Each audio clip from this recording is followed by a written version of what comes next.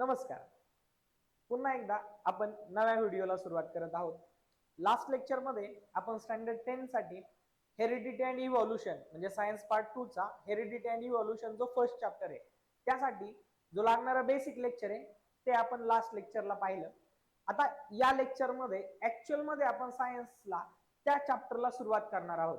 तर त्याचा सर्वात पहिला पॉइंट आहे हेरिडिटी. हेरिडिटीचा अर्थ त्याची डेफिनेशन आपण लास्ट लेक्चर मध्ये सांगितलेली आहे. तर हेरिडिटी म्हणजे अनुवंशिकता. आणि फास्ट फॉरवर्ड मध्ये एकदा मी ती कन्सेप्ट समजून सांगतो पुन्हा एकदा की heredity is the transfer of biological character from one generation to another via genes और with the help of genes. म्हणजे हेरिडिटी म्हणजे काय की आई वडिलांकडून जे जैविक गुणधर्म आहेत ते मुलांमध्ये वाहून नेले जातात.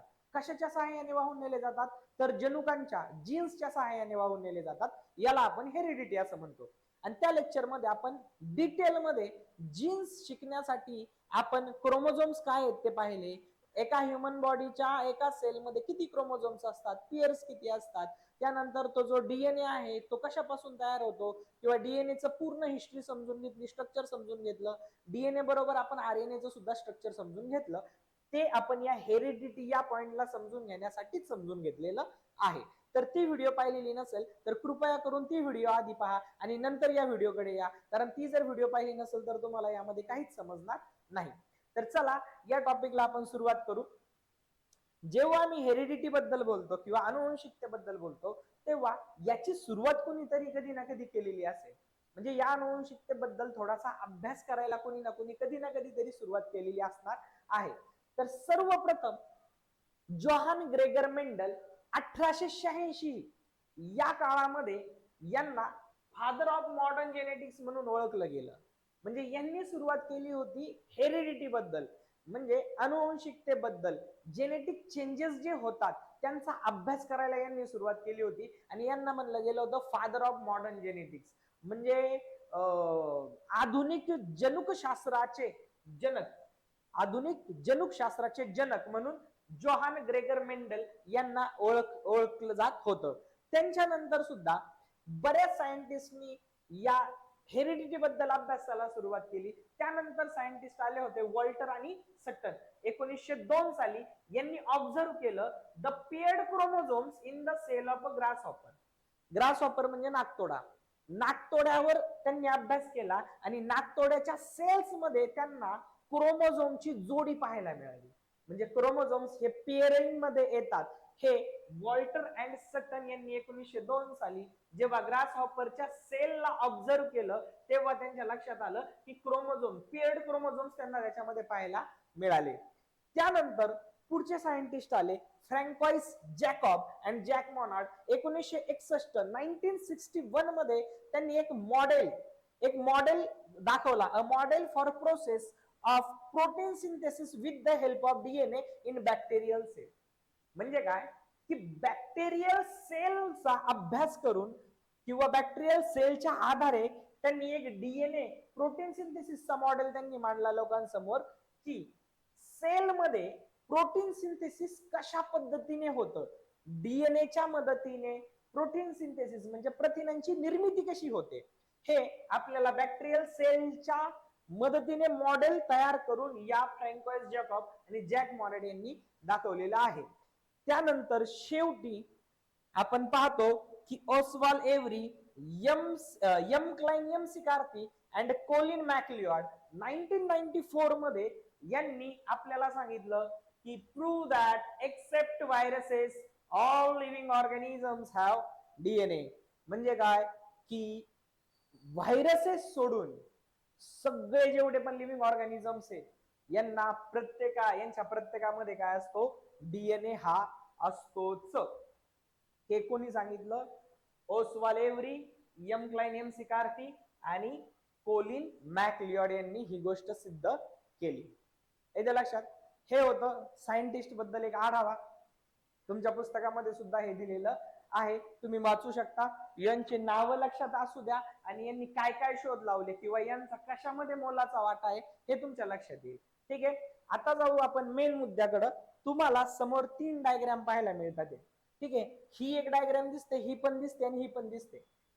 या डायग्राम कडे जाण्याच्या आधी मी काही गोष्टी थोड्याशा याच्यासाठी लागणाऱ्या बेसिक थोडस मी समजून सांगण्याचा तुम्हाला प्रयत्न करतो.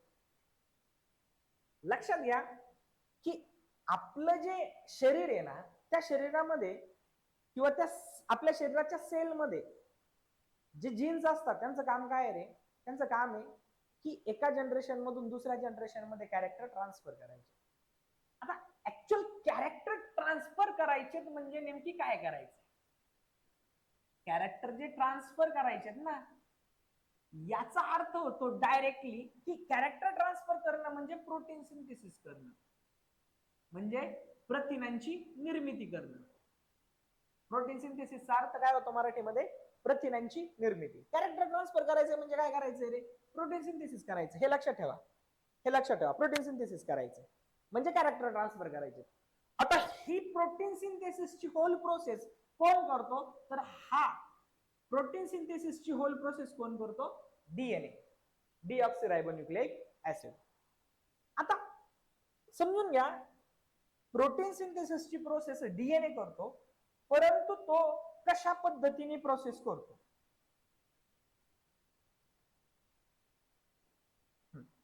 इथं आपण समजून घेऊ. सपोज करा हा आपला सेल आहे,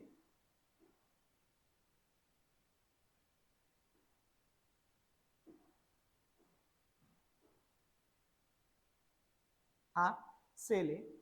सेल मध्ये हा आहे न्यूक्लियस, आणि न्यूक्लियस मध्ये तुम्हाला माहिती आहे न्यूक्लियस मध्ये कोण आहे?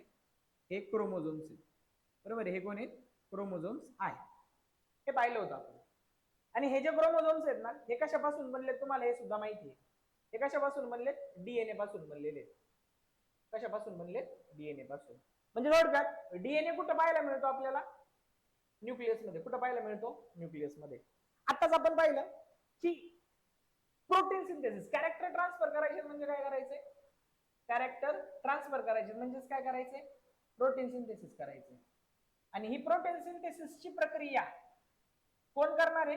डीएनए करणार आहे. कोण करणार आहे?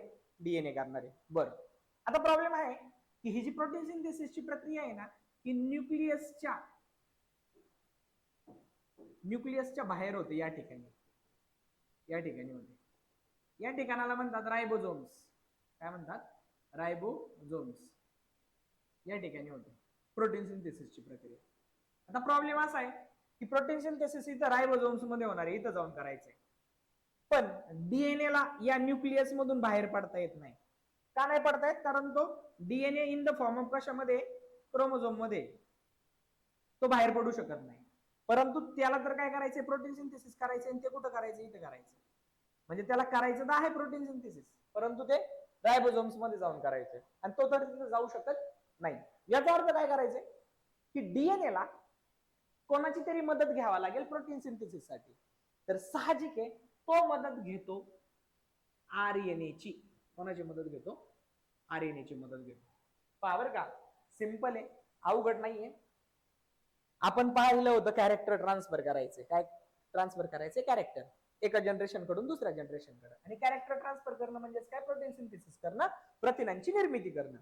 आणि ही प्रथिनांची निर्मिती कोण करणार आहे आपल्याला माहिती आहे? डीएनए. परंतु डीएनए कुठे आहे? न्यूक्लियस मध्ये. काय करतोय? क्रोमोझोमच्या फॉर्म मध्ये येतो, बरोबर आहे. परंतु प्रोटीन सिंथेसिसची प्रक्रिया कुठे होणार आहे? इथं बाहेर रायबोझोम्स मध्ये. तो इथून बाहेर जाऊ शकतो का? नाही. तर त्याला इथून बाहेर जाता येत नाहीये, म्हणून तो कोणाची मदत घेणार आहे प्रोटीन सिंथेसिस करायला? आरएनए ची मदत घेणार आहे. बाळांनो, या सगळ्या प्रोसेसला आपण म्हणतो सेंट्रल डॉग्मा. काय म्हणतो? Central dogma. Central dogma. पहा, सेंट्रल डॉग्मा म्हणजे काय? डेफिनेशन कशी तयार होते पहा. Proteins are synthesized. Proteins are synthesized by DNA with the help of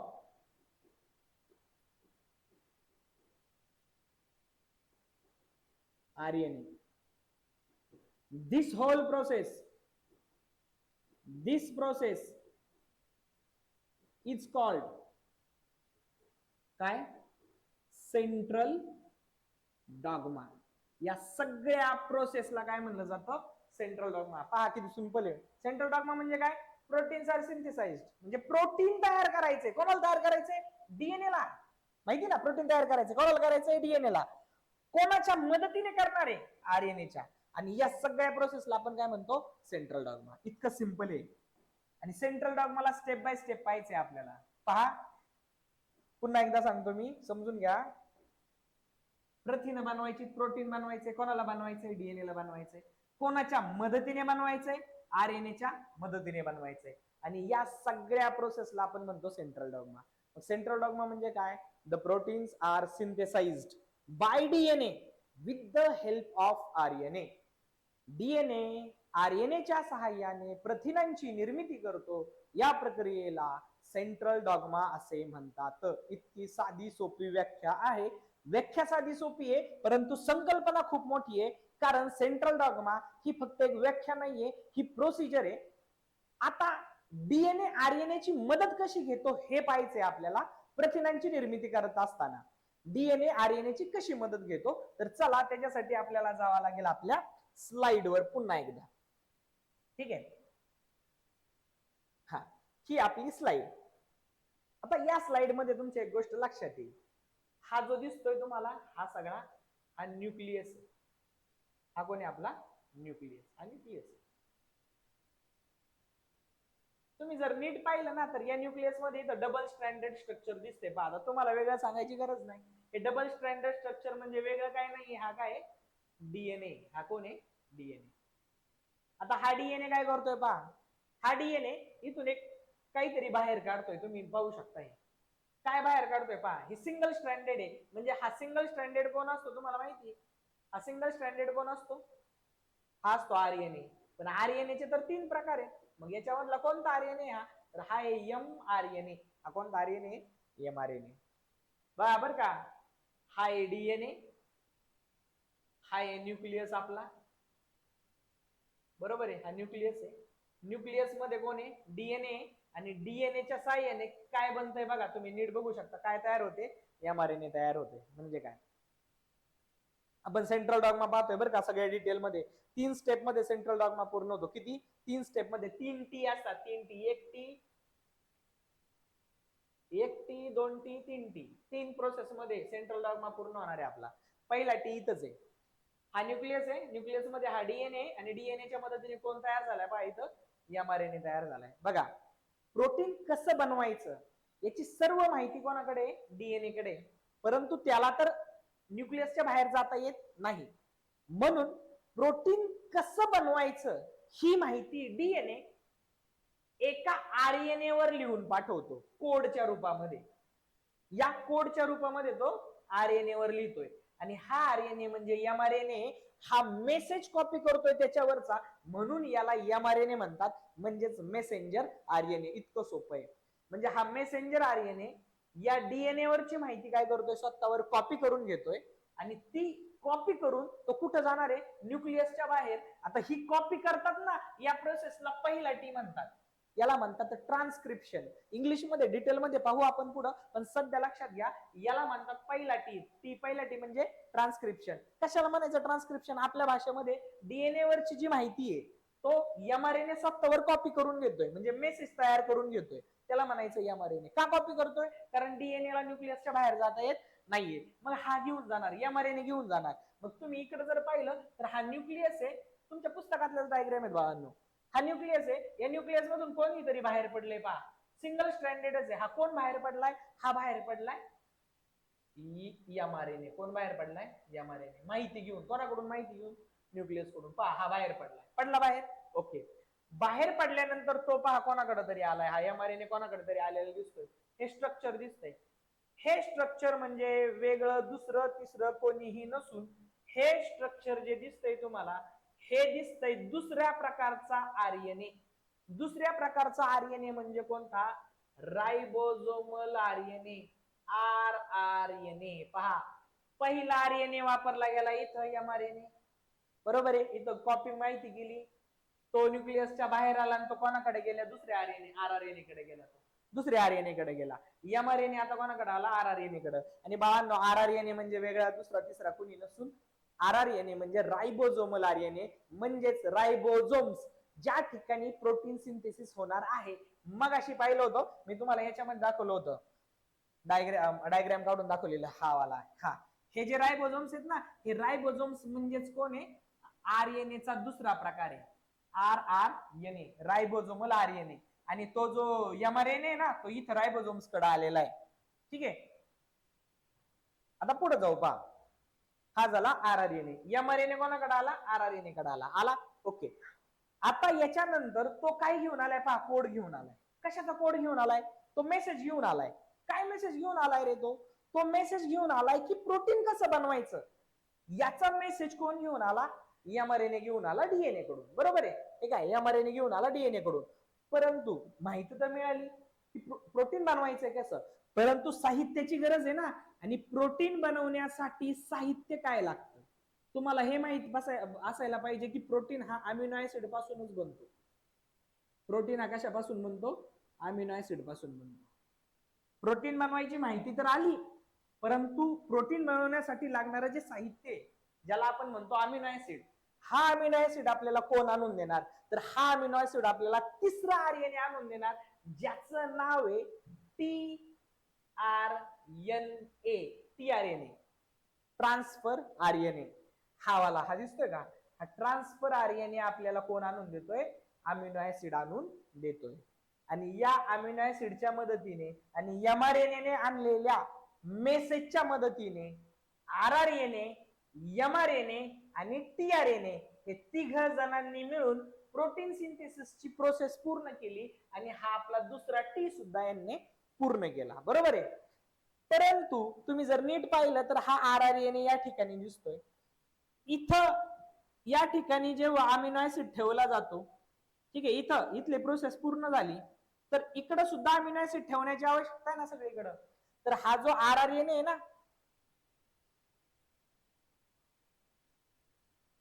हा जो RRNA आहे ना मागचा, तो काय करतो, थोडासा पलीकडे सरकतो, जेणेकरून याला बॅकबोन, याला सपोर्ट राहील, या भागाला सपोर्ट दिला जाईल. म्हणजे हा RRNA थोडासा पलीकडे सरकतो, याला म्हणतात तिसरा टी.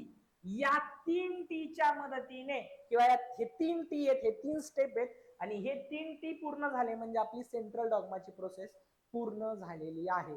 इतकं हे सिंपल आहे, याला म्हणायचं सेंट्रल डॉग्मा. पुन्हा एकदा समजून सांगतो, आपण याला सगळ्याला क्लीन करू, जेणेकरून आपल्याला पुन्हा पहिल्यापासून समजायला सोपं जाईल.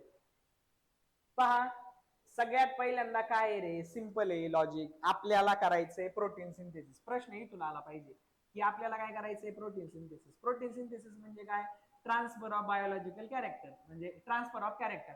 प्रोटीन सिंथेसिस कोण करणार आहे, DNA करणार आहे, परंतु त्याला बाहेर जाता येते का, नाही. तर तो कोणाची मदत घेणार आहे, RNA ची. RNA किती प्रकारचे, 3 प्रकारचे, तिन्ही प्रकारचे RNA ची मदत घेणार आहे. सगळ्यात पहिल्यांदा DNA वर स्वतःवर काहीतरी माहिती आहे, हे काही माहिती आहे, ती माहिती तो कोणावर तरी कॉपी पेस्ट करतोय. कोण आहे तो दुसरा, तिसरा कोणी नसून RNA चा पहिला प्रकार आहे, तो म्हणजे कोण, mRNA. तो म्हणजे कोण, mRNA. तो mRNA वर कॉपी करतोय, कोण, DNA ने त्याची माहिती mRNA वर कॉपी केली. आता हा mRNA न्यूक्लियस मधून बाहेर पडलाय पहा, कारण हे न्यूक्लियस मध्ये चाललं होतं ना. हा mRNA न्यूक्लियस मधून बाहेर पडला. हा mRNA न्यूक्लियस मधून बाहेर पडून कुठं चाललाय, दुसऱ्या RNA कडे चाललाय. पहिला mRNA, दुसरा कोणता, दुसरा RRNA म्हणजे रायबोझोमल RNA. तो रायबोझोमल RNA कडे चाललाय, पहा इथे येऊन रायबोझोमल RNA जवळ आला. आता mRNA काय घेऊन आला, याच्यावर सगळी माहिती घेऊन आला, प्रोटीन कसं बनवायचं. परंतु प्रोटीन बनवण्यासाठी लागणारं जे साहित्य, प्रोटीन बनवायला काय साहित्य लागतं रे, अमिनो ऍसिड. लक्षात ठेवा, अमिनो ऍसिड लागतो. हा अमिनो ऍसिड आता आपल्याला तिसरा RNA आणून देणार, तो म्हणजे tRNA. याला म्हणतात ट्रान्सफर RNA. हा अमिनो ऍसिड आपल्याला काय करणार, हा tRNA आपल्याला अमिनो ऍसिड आणून देणार. येते लक्षात. आणि हे झाल्यानंतर जसं जसं इथला भाग पूर्ण होतोय, तसा तसा हा जो मागचा RRNA आहे, तो हळूहळू इकडे सरकत जाईल, आणि पूर्ण mRNA वर अशा पद्धतीने अमिनो ऍसिड ठेवत जाईल. अशा प्रकारे खूप सारे अमिनो ऍसिड एकमेकांना चिटकून हे अमिनो ऍसिड एकमेकांना चिटकून काय तयार करतील, प्रोटीन तयार करतील. आणि हे अमिनो ऍसिड एकमेकांना पेप्टाइड बॉन्डने जोडलेले असतात, हे विसरायचं नाही. कोणता बॉन्ड? Peptide bond. पेप्टाइड बॉन्डने हे एकमेकांना अमिनो ऍसिड जोडलेले असतात. तर अशा प्रकारे हे आपलं सेंट्रल डॉग्मा होतं. आता हे मी तोंडी सांगितलंय किंवा हे फक्त क्रियेमध्ये सांगितले, आपल्याला यांची आता व्याख्या सुद्धा पाहिजे. व्याख्या सिंपल आहे, फक्त समजून घ्या. तुम्हाला संकल्पना समजल्या असेल तर व्याख्या पण खूप जास्त सोपं आहे. बर आपण पुढे जाऊ.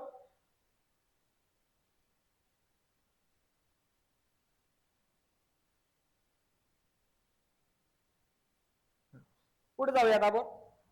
हे काय 3T. पहिला आहे ट्रान्सक्रिप्शन, सोपं आहे, तुम्हाला माहिती आहे. आता फक्त कशाला काय म्हणायचं ते समजून घ्या. पहिला आहे ट्रान्सक्रिप्शन, दुसरं आहे ट्रान्सलेशन आणि तिसरं आहे ट्रान्सलोकेशन. ठीक आहे. आता सगळ्यात पहिल्यांदा सेंट्रल डॉग्माची डेफिनेशन मी तुम्हाला सांगितली होती. सेंट्रल डॉग्मा म्हणजे काय? की the proteins are synthesized by DNA. Protein बनवायचे. कोण बनवणार आहे प्रोटीन? डीएनए बनवणार आहे. Through the RNA. कोणाच्या मदतीने बनवणार आहे? आरएनएच्या मदतीने बनवणार आहे. आणि यालाच काय म्हणतो? This process is called as a central dogma. यालाच काय म्हणतो आपण? सेंट्रल डॉग्मा असं सुद्धा म्हणतो. बरोबर आहे? हा, सेंट्रल डॉग्मा असं म्हणतो. आता सेंट्रल डॉग्मा किती प्रोसेस मध्ये पूर्ण होते? आपल्याला माहिती आहे 3 प्रोसेस मध्ये. ट्रान्सक्रिप्शन, ट्रान्सलेशन आणि ट्रान्सलोकेशन. ट्रान्सक्रिप्शन काय? डायग्राम बघू. हे काय मागाशीच डायग्राम आहे, सेम आहे.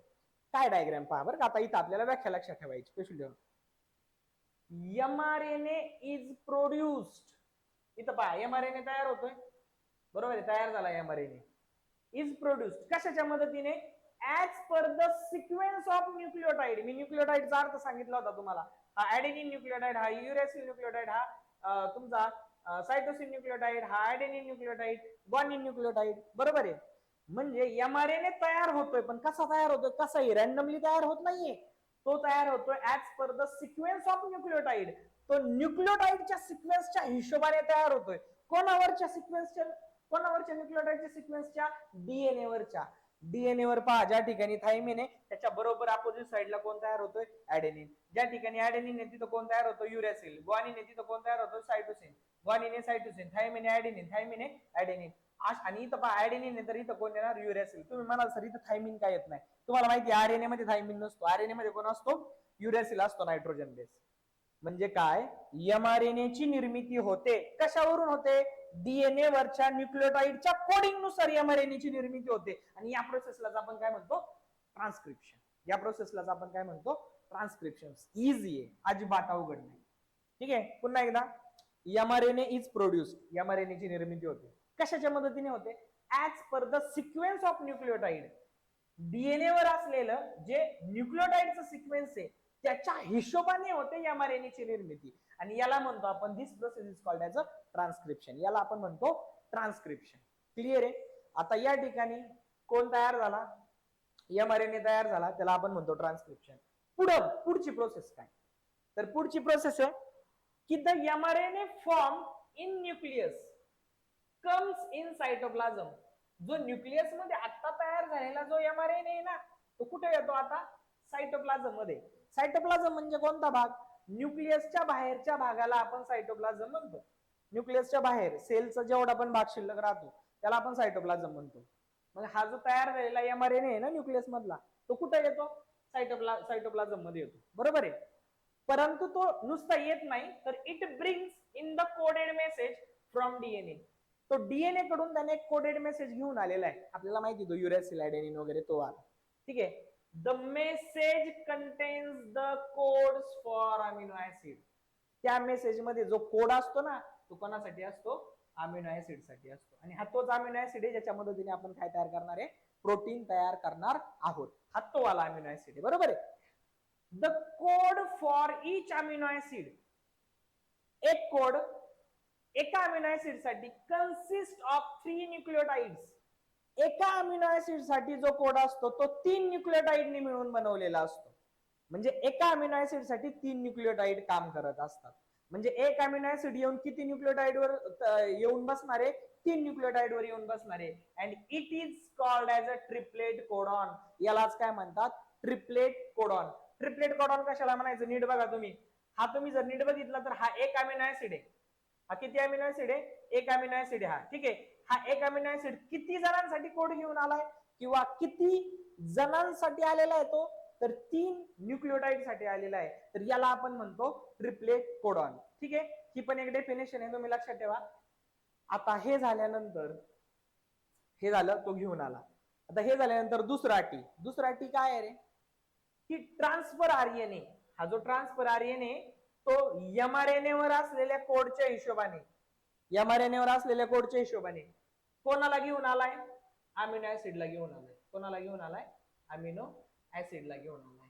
याला म्हणतात ट्रान्सलेशन. याला काय म्हणतात, ट्रान्सलेशन. पहा, as per the message on mRNA, mRNA वर ज्या पद्धतीने मेसेज दिलेले आहे, amino acids are supplied by the tRNA. Amino acid कोण सप्लाय करतोय, टीआरएनए सप्लाय करतोय. कसा पण सप्लाय करतोय का, तर नाही.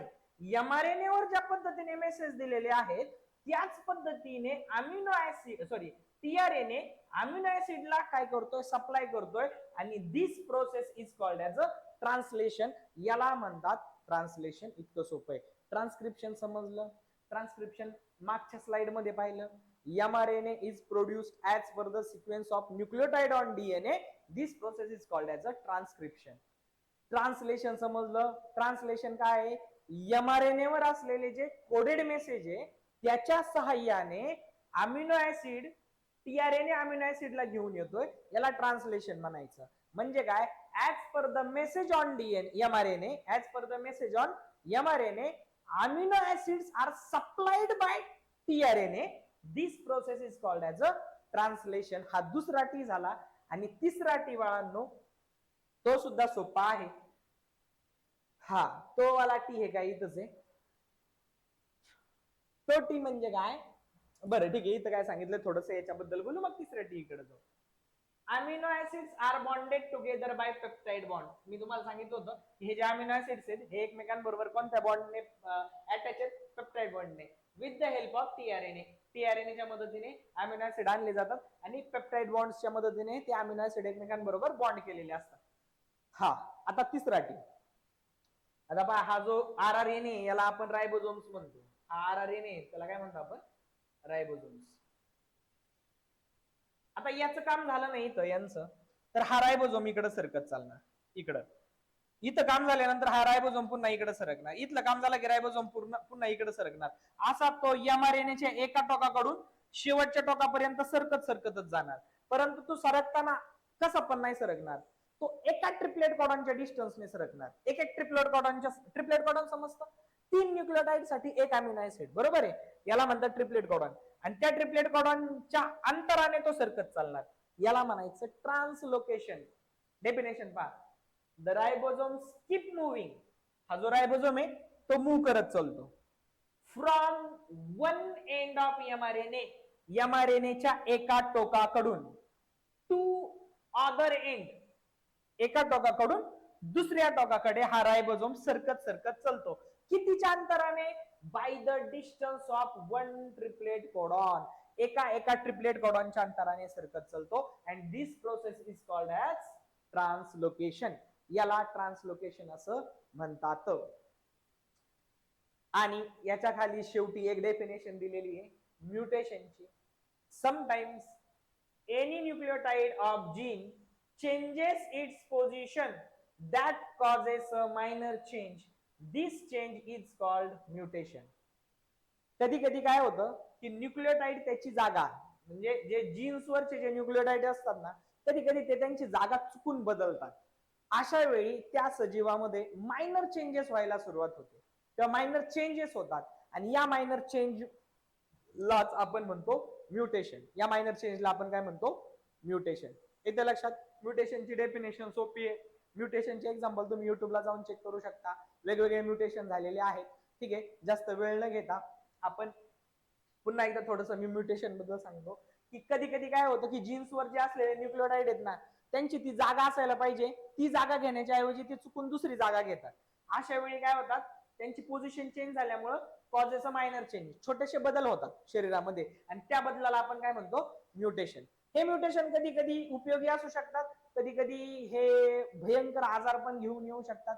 असे दुर्धर आजार की ज्याचा इलाज सुद्धा होऊ शकत नाही, त्याच्यावर ट्रीटमेंट सुद्धा नसते. आणि ही गोष्ट म्हणजे आपल्या हातामध्ये सुद्धा नसते, त्याला आपण काहीही करू शकत नाही.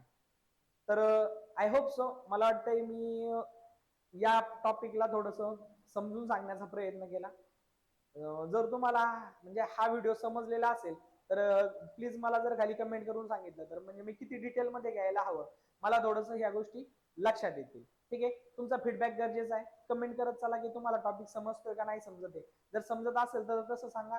खूप जास्त डिटेल होत असेल, लॉंग व्हिडिओ होत असेल तर ते पण सांगा की इतकं डिटेल समजून सांगण्याची गरज नाहीये किंवा आहे. ठीक आहे, म्हणजे माझ्या लक्षात येईल की व्हिडिओ थोडीशी शॉर्ट करणं गरजेचं आहे का थोडंसं अजून डिस्क्रिप्टिव्ह पद्धतीने मी समजून सांगणं गरजेचं आहे. तर धन्यवाद. पुढच्या लेक्चरमध्ये भेटूयात आणि पुढच्या या प्रकरणाला पुढे आपण कंटिन्यू करूया. धन्यवाद.